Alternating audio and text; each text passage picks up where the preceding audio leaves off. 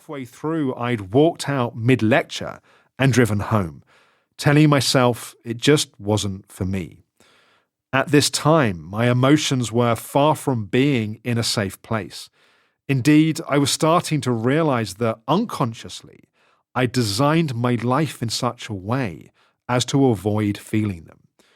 The problem was, it was becoming harder to do so. My trauma healing journey. In the 18 months prior to the retreat, I'd experienced debilitating panic attacks that had almost consumed my life.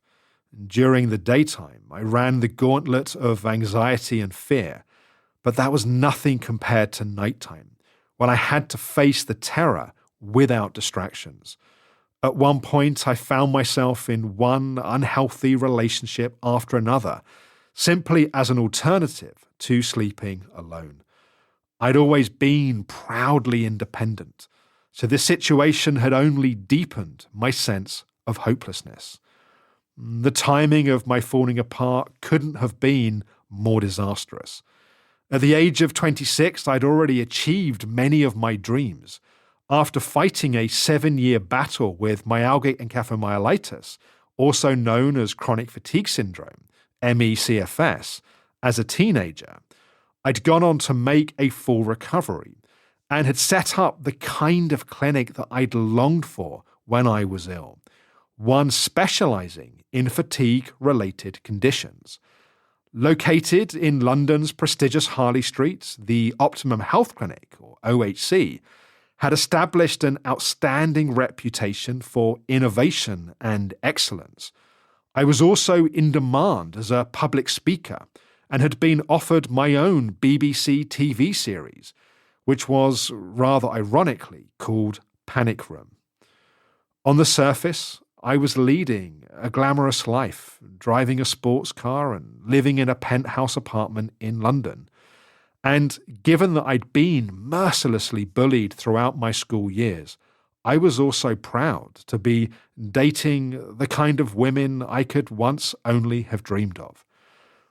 However, by the time I joined the retreat for the second time, I'd walked away from the TV series, given up the apartment, sold my car, and I was living a hermit's existence, just trying to survive.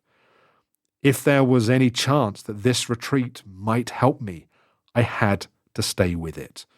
I could either continue living in a state of constant fear and anxiety, or finally face up to my emotions. Both options felt impossible, but I knew I had to do something. Emotional shutdown. When I reached the far side of the forest, I slowed my pace a little, gazing at the mist lingering over the mountains in the distance. As I walked on, I found myself reflecting on my childhood and how some of the events that had occurred back then had shaped my current life. I realized that ultimately, my inability to feel my emotions must have been a natural response to the traumas I'd experienced during my early years. The word trauma didn't mean a great deal to me at the time. I thought of trauma as the physical injuries sustained in a serious accident, or, say, the experience of living in a war zone. The idea that the childhood I'd normalized had been traumatic seemed strange to me. I knew that many people had experienced far more difficult things than I had, and yet I did recognize that the shutting down of my emotional capacity must have originated somewhere. From a young age, my sister suffered from significant mental health issues.